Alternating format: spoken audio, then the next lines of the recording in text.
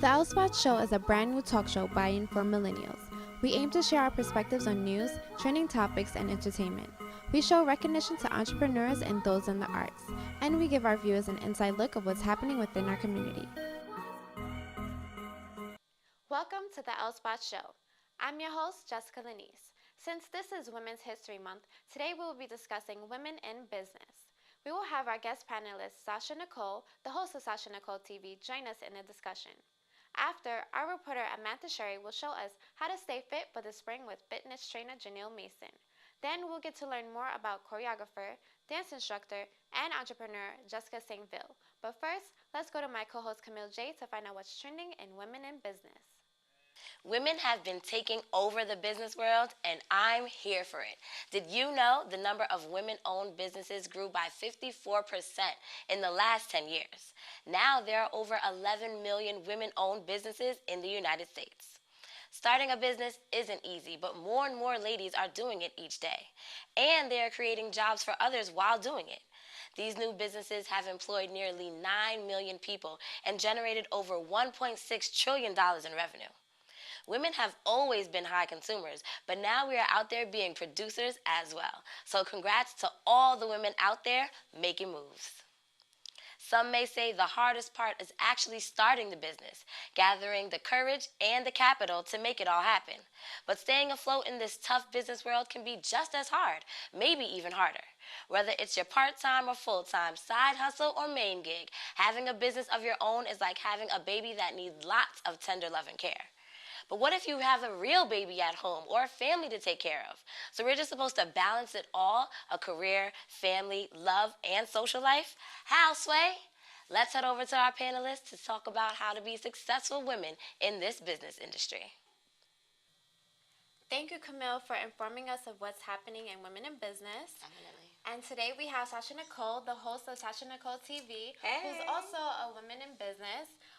So ladies, what do you think about the increase of women owning their own business? I think it's great. Definitely. You guys heard me. I said I'm all here for it, especially if you're not getting it anywhere else out in whatever field you're doing it. If you're struggling there, why not make it happen for yourself? And women are like trailblazers. You know what I'm saying? We are able, when we put our minds to something, I feel like we can conquer the world. Look at the Women's March in Washington, D.C. Right. Over 1 million people came out. And worldwide, we had over 5 million people. And just to show the influence of what women can do when we put our minds together and we're dedicated towards something, we can change the world. Definitely. So what do you guys think about how important of us sticking together, whether it's in business or in life? Because I know there's like a whole big thing about women empowerment, but is it just, I feel like sometimes it's just a phrase and not really showing the support and really coming together and, you know, making stuff happen as women. What do you guys think about that?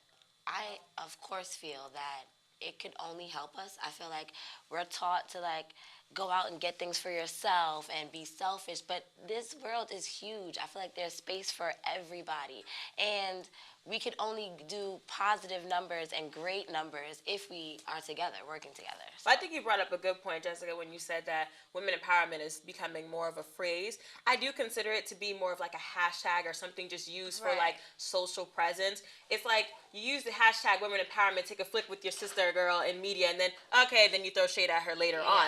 In real life, that's not really how it's portrayed. Women who actually support other women behind the camera when no cameras are around, when no one's around to tell about it, to where it's only just the two of you, where she can speak of a testimony like, I hit her up one day and she was able to help me out. That's what I feel like women supporting women is about, instead of just using the hashtag women empowerment, where it's just like, that's for everyone to see. Right. Women supporting women. I don't care if there's a camera around. I don't care if there's anyone else to see. If I help you out or if I support you, that's between us. I just want to let you know that I'm here for you. And then it also doesn't always have to be like tick for tack. I feel a lot of people are like, I helped you, so now you have to help me, or I did this for you. And it doesn't always have to be like that. It should be more a natural thing. If I can help you, I'll be there to help you. You shouldn't only want to help someone when you're only going to get something out of it. Exactly. Because I know, like, there's times when I hit up Sasha, Sasha hit up me and say, hey, hey, Jess, I need a camera person. And the same Right. thing for me, like, especially, like, if you guys are not free. But that I feel like that's more of supporting each other than doing the whole thing of, like, oh, yeah, we're women empowerment. To me, personally, a lot of people say, like, oh, should I add that in my bio that I'm all about women empowerment? I'm like, it should be shown. Add that in your Something bio? that you do. Is that something that we're putting in It's just bios? something that you do. That's Like, wild. Yeah, so it should be something that you most definitely do. It shouldn't have to be something that, oh yeah, I'm gonna say I'm all about women empowerment, but you really don't act on it. Right. So that's why when people ask me that, especially when they come for me for consultation, I'll say no, just show it. Right. Because then once you show it, then it'll be believable compared to. Because to me, when I hear people say, oh yeah, we have this panel, it's all about women empowerment, I don't care for it. I need to see it. Right. Yeah. We've had conversations before, Jessica, where it's like we feel like we're helping and we get the shade later on. And it's like, what? I just did that out of the kindness of my heart and this person's throwing shade. And we've had our down moments where we're just like, well, should I keep helping people out or should I just stick to myself and be selfish? But at the end of the day, like, it's not about, like you said, Camille, it's not about what you can get in return. You do it out of the kindness of your heart. Your blessings will come Definitely. full force. The karma. Yes. Karma comes back around It and does. will be some good stuff if you're out there putting out some good stuff. Yeah. Right. So now going into us, being business owners, what are some of the difficulties that, you think that we may go through as women, especially compared to men who are known to dominate the business world, but now that we're coming up as women, as owners, like, what do you think are some of the difficulties or even the successes that we may have? Like, what we might be better at? Yeah. I can say personally, while I was starting on my business, I do have a production company that I co-manage, and I also do the show and my website. A lot of what I've seen is having to do with your worth and your value. A lot of people don't necessarily want to pay you that much, even though you're putting out quality work, just because they feel like you'll be nice, or I can swing things around with her. But I feel like if it was a man doing it, it'll probably be a different story. And I try to treat all my clients as if, they're number one, human, and number two, like I have a personal relationship with them. I want them to be able to trust me. I want them to be able to come to me. But at the same time, business is business. Business is business. Exactly. Yeah. And in the beginning, I can say I was a little like, oh, okay, well, we're cool, so we'll work on it later. Now it's like, you got the bread or no? Yeah, you're trying to be nice. You're trying to be nice, but then you get taken advantage of. Right. And it's like, where do we find the balance of not being too bossy, but not being too nice? Because we want people to take us just as seriously as they take any counterpart, whether it's male, female, whatever, anyone. We should all be treated the same way. Right. I saw something recently where how if us women become bossy, it's like we're the B word. Yes. Exactly. But of course. if guys do it, it's like, yeah, he's the dominating. Man. Right. Like he's handling. He's his the boss business. man. It's okay. Don't cross him. But for us, it's like, nah, we don't want to work for her. Right. She's too bossy. The business, like, she makes it too hard over there. Right. And it's not cool because at the end of the day, we all want the same thing. We all want to be successful. We all want to be making money. So it's like, if this is how I got to do it, you should just respect the way that I do it. Right. And respect what I'm trying to put forth in my business. And you chose to work here, or you could choose not to work here. Mm-hmm. Right. Exactly. So what do you think are some of the advantages of us being women in business? Like what we do better than men that like men are not able to do? I think also with what I said, it could be a good thing or a bad thing, but I think it does work in our favor when we do have that personal relationship with whoever it is that we're working for, whether it's a client, whether it's a partner. We're able to not personalize everything, but make it so that you're human and I'm human. We can feel we're a sympathetic little bit. with people. So Right. like, I know like a lot of people who I work with always come back to me. They're like, Sasha, like, you did above and beyond. Like, you really took time to understand my story. You took time to understand my life. This was still business. We still got the business done, but that extra step of you wanting to just know more about my personal endeavors and my personal goals or what I wanted to do really helped out to make the project better than what it was. And I think that is definitely a plus that us women Right. have. The nurturing side of us. Yeah. The Right. nurturing side. And it could be like a good thing and a bad thing, like a blessing and a curse. Right. So we do have to find that balance of having a little bit of bossy, having a little bit of nice, having a little bit of nurturing and whatever. And when you do find that balance, and if you may not necessarily have that, that's when the sister empowerment thing comes. Right. And it's like you need your girl in check to check you and be like, Right. hey, you need to get it together here or do a little bit better there. Right. And with that, that's how we could be even more successful. Exactly. No, absolutely. This discussion was so great. Thank you guys so much. Thank you, Sasha, for joining us today. Thank you for having me. So now we're going to go into our In the Field reporter, Amanda Sherry. She's going to actually be showing us how to stay fit for the spring with Janelle Mason. Hi, I'm Amanda Sherry with the L Spot Show. Here on the Upper West Side with our fitness guru, Janelle Mason, at her second home, the gym. She's going to show us some great ways to get our body right because spring break is right around the corner. Summer's just a few months away, so let's get into it. We're going to start off with the warm-ups. Whenever I warm up, I usually try to warm up the same muscles that I know I'm going to use later on in my workout. So we're going to get started here with some cardio, jumping jacks. Okay. All right. You really want to make sure that your arms, your hands meet at the top, making contact as much as you can. Sometimes I like to tell people to clap. So can you do that? Perfect. Get some rhythm. 8, 7. Let me hear you count. 8, 7, 6, 5, 4, 3, 2, 1. Awesome. Good job. Thank you. The next movement is a squat. Whenever you do a squat, you want your feet to be a little bit wider than your hips right here. Then you start to push your butt back behind you as if you're going to sit in a chair. Weight stays in your heels, and then you squeeze the butt up at the top. Okay? So you're pushing the weight back behind you, and you're squeezing the butt at the top. The whole time you want your abdominals to be engaged. All right? How do you know your weight's in your heels? Stay down here, lift up the toes. If you can't lift them up, that means your weight is not in your heels. All right? The last movement in our warm-up is going to be a plank, an elbow plank. So your shoulders are over your elbows here. You're squeezing the butt, and you should see a straight line from the back of my neck, the bottom of my neck, to my toes. All right? Shoulders are over the elbows. You don't want to be up here, not back here. Shoulders right over the elbows, squeezing the butt. Perfect line here. Hold this plank for about 30 seconds. All right, so we're gonna get started here with our lower body exercises. We're going to be doing movements that fire all the muscles in our quads, our hamstrings, and our glutes. All the important stuff, right? All right, so if you were comfortable with what we did in the warm-up, which was a regular squat without any type of weight, then you're ready to add some weight on, make it a little more challenging. So I've added some weight to the squat rack here, and I'm gonna be squatting with the bar behind me. Thing to remember about the squat rack is that the bar in most gyms usually weighs around 45 pounds. So if you're adding weight on top of that, just know that this bar is already pretty heavy, so just be careful about the amount of weight that you're adding to it. All right, let's get started. So we're here, bar up, step out.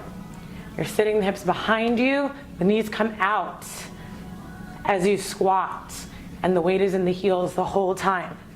You're squeezing the butt up at the top. Okay, this next move is one of my favorite abdominal moves because it works those abdominal muscles and it also incorporates some cardio. All right, so we're gonna get down here, making sure that your shoulders are over your wrist. Step up, balls of your feet are on the chair or the bench, whatever you're using, because you can do this at home. And we're trying to get rhythm here. Down, down, up, up, down, down, up, up, down, down, up, up. So right now I'm doing right, left, right, left. Make sure you switch your leading leg. I'll do left, right, left, right. All right? Okay, we just did all that work. It's really important that we stretch out our muscles so that we can recover effectively. First, we're going to stretch the quad muscle, which is the front of your leg here. Just bring your foot to your butt and then push your hips forward so you can really make sure that you're stretching the front of your leg. Really important to keep the knees close together, not kind of doing that. Keep everything in alignment. Hold it for 30 seconds, switch to the other leg. Again, bending your knee, pushing your hips forward so you can really feel the stretch in the front of your leg. Okay. Next stretch is a hamstring stretch. Really good for the back of our legs here. Find a surface, maybe the one you did your abdominal work on. Bring your heel on top of that surface and just reach forward as much as you can. You can grab behind your foot, grab here, grab the shin, as much as your flexibility allows. And keep your head down. Your head is the heaviest part of your body and will assist you in the stretching that you're doing. Make sure you hold for 30 seconds, do both legs. So I had to leave you for the workout because I was tired after the warm up. I could even do those planks, but I had to leave it to you. Planks were good. No, girl, I was hurting. So I had to let everyone see you do it. But there you have it. You saw how to warm up, how to work out, and how to cool off at the end. You could look for her on social media, let them know where they could find you. Yeah, my name is Janelle Mason, and that's all my social media, my Facebook, my Instagram. Find me there. You can find out where I'm teaching. I teach in the New York City area. I do personal training, so hit me up. And now that you're back, yes, we can conclude the workout the way I always like to finish all my workouts. So let's inhale, close your eyes. Okay. And just inhale, bring your arms up, inhale all the positive energy in the room. And keep it with you for the rest of the day.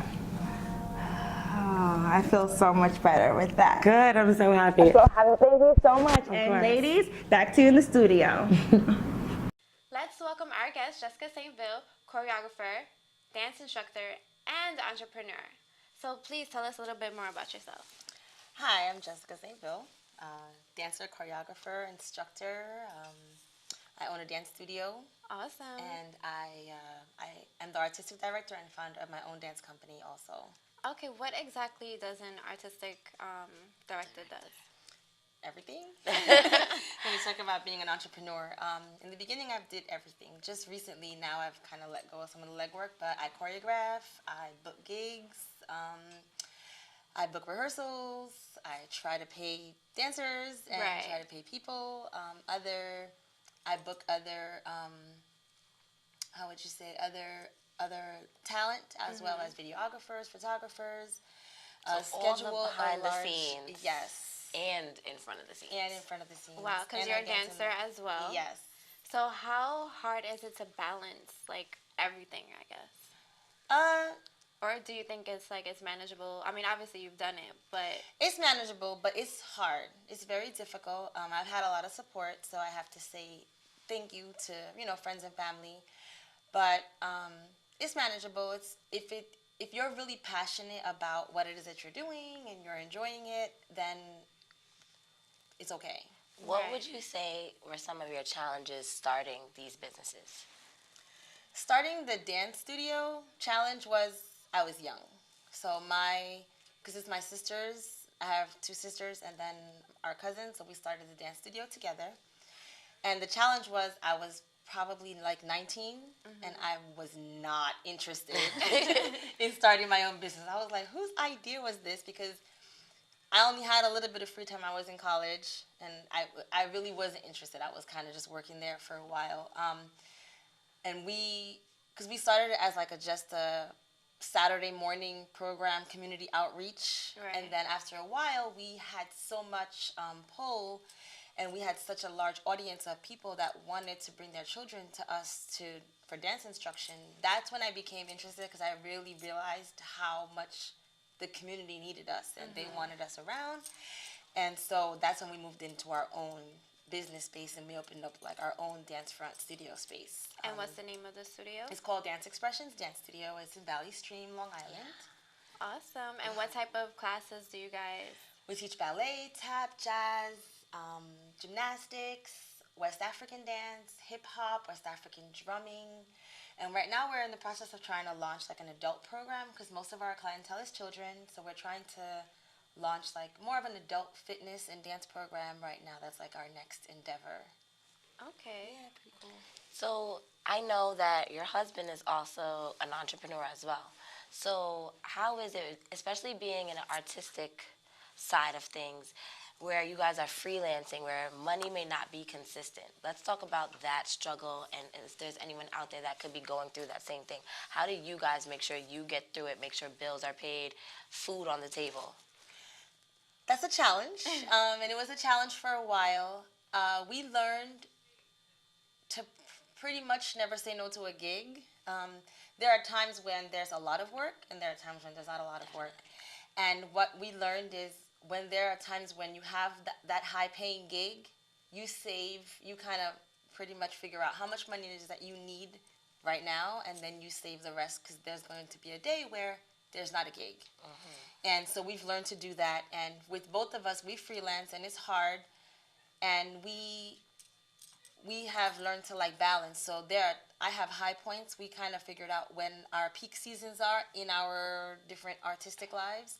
And so I allow that time for his artistic time. If he needs to work 7 days a week for the next 2 months, then it happens, and then vice versa.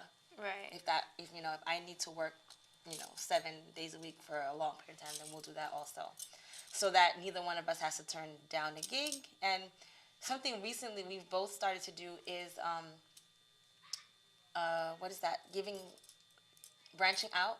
So sometimes if somebody calls me for a gig and I can't physically go in, I have dancers that work in my dance company that teach the same work that I do, and they can live up with my choreography, so I can send them out. So it's like I can subcontract. So we've recently just started to do that, which is really important because that way you don't say no. You don't say no to something just because you're not available. Right. It's basically enlarging your business. Exactly. And it's like you're still making income. Yep. It may not be the whole thing because you have to Yeah. pay the person that's taking your place, but at least it's still something coming in. And then also people will come back for your services, Definitely. knowing whether if they're going to get you or if they're going to get someone else. Yep. Exactly. And earlier in the show, we were talking about balancing it all, being a woman in business. We have to have successful businesses, be a wife, be a mom, take care of the home. So how do you balance that, and what suggestions do you have? Balancing artist life and being a mom, being a wife, being everything else is difficult because being an artist is like having another child. Your art requires so much of you, just like a child does. And if you don't nurture it, then it's gonna slack. It's gonna be a problem. It's not gonna work. So it's difficult. But I think because I enjoy what I do, then I work on it. Scheduling is a big thing. We schedule down to the T everything. What time am I going to go to work? How long is it going to take my travel to get from one gig to the next? And maybe I can stop and have an hour of doing some paperwork in between going from rehearsal to going to teach a class, and the same thing for my husband. And it's like almost every hour of our day is accounted for. Well, do you schedule alone time? Because I know on a previous episode we spoke about having alone time for yourself. Is that something that you guys practice as well to keep you, Sane. Yeah, keep you going? So our challenge right now is probably couple time. So we have scheduled alone time. So each of us has like a day, 1 or 2 days a week where we're kind of unaccounted for. We don't have to do housework. You don't have to pretty much say where you're going. You can kind of take care of whatever it is you need to do. It took a long time to get there. It took us probably about 6 years to be able to establish that and get it. So now our challenge is finding couple time. Right. Yeah. Okay. And that could be hard. Yeah. And especially because we're expected to be strong in business, be strong in our home life. Yep. So it's important to set that alone time or set that couple time or dedicate the time to your work. Make sure you do have the time allotted for so that you can be strong in all those different areas. Yep. Right. As an artist, I'm sorry to cut go you ahead. off. You need that alone time because otherwise you don't have that time to be creative to be able to do your art. So it's very important. Right. That's what I was actually going to ask you. What do you do before prepping for whether if it's a show as the artist, not as the business aspect of it? Like, what are some of your rituals? Like, okay, I need to make sure I'm by myself. I need to listen to this music. Like, what is it that you do? And how do you disconnect from now I'm the business person and now I'm going to be the artist, the creative? Disconnecting is very hard for me. I like to be part of everything, and I'm learning. It's very difficult to kind of give work, branch off and give people tasks to do instead of taking care of it yourself. But as an artist, to prepare, creatively, it takes me a while to figure out what my next choreography is going to be. And it always happens at random times, sometimes on the plane, going somewhere. Sometimes I'm at a party and I might hear a song and all of a sudden this whole idea comes into play. But when I do figure out what it is, I usually sit in rehearsal with my dancers. We talk about it, what we're going to do, and how we're going to be able to execute it. And then from that point on, I schedule rehearsals, and we get into the studio every week, and we're creative about it. And then I have my own personal, like I eat a banana and a bar of chocolate before I perform. Is there a specific reason why, or you just noticed you happen to be doing that? Well, when I was in college, I used to tell us that a banana was good for energy, and that your muscles don't cramp up, and that the chocolate was like immediate boost of energy. So then Girls just like chocolate. I started mixing that up, and I found that I was a great performer once I had those two things. So chocolate. I've been doing that for a very long time. Awesome. Okay, well, thank you for joining us. I think we learned a lot, especially with, being a woman in business and also being a woman that is married, and just learning how to manage to balance it all. Being right. a career woman, social life, family life. It's important, and it's definitely tips that we need to learn. Right. So it's good. And I guess just let our viewers know where they can find you if you have a website or social media so that they can follow you. Cool. So my dance studio is called Dance Expressions Dance Studio. We're located in Valley Stream. You could look us up at www.danceexpressions.com. We're also on Facebook. Dance Expressions with an S, DANSEXPRESSIONS. My dance company is called Kanu Dance Theater. We're also on the web. You can find us at kanudancetheater.com. We're also on Facebook, Kanu Dance Theater, and we're on Instagram. Thanks. Awesome. This is it, everyone, for today's show. Happy Women's History Month. We hope you all enjoyed. Thank you, Jessica St. Ville, for sharing your journey as a woman in business with us. Thank you again, Sasha Nicole, for joining us in the discussion. Thank you, Janelle Mason, for sharing with us some tips on how to stay fit for the spring with our reporter, Mantha Sherry. To stay updated with what's happening with our guests, our hosts, and the show, follow us on Facebook and Instagram at The L Spot Show. We'd like to say thank you to our production team. I have no idea what I would do without you all. To our viewers, thank you all for watching, and make sure you too network and be recognized. See you next week. Oh, let's try to get this up.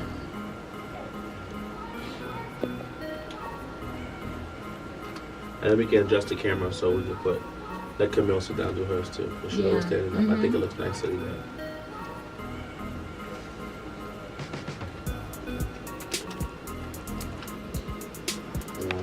Refocus.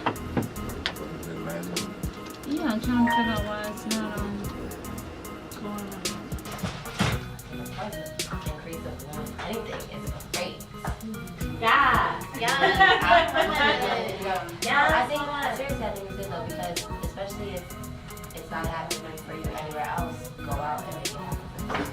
Yeah, absolutely. What you guys, I was thinking about something, when you guys did the Battle of the Sexes episode, and I believe the Chakra people were like, oh, women are more going to be nurtured compared to men. Do you think that's like a factor aspect for women to, own their own business, so then if it comes to service, they'll be more, because like guys are caring about sales. How's that for you, Kirby? We care about sales too. No, we do. I can give you. Yeah.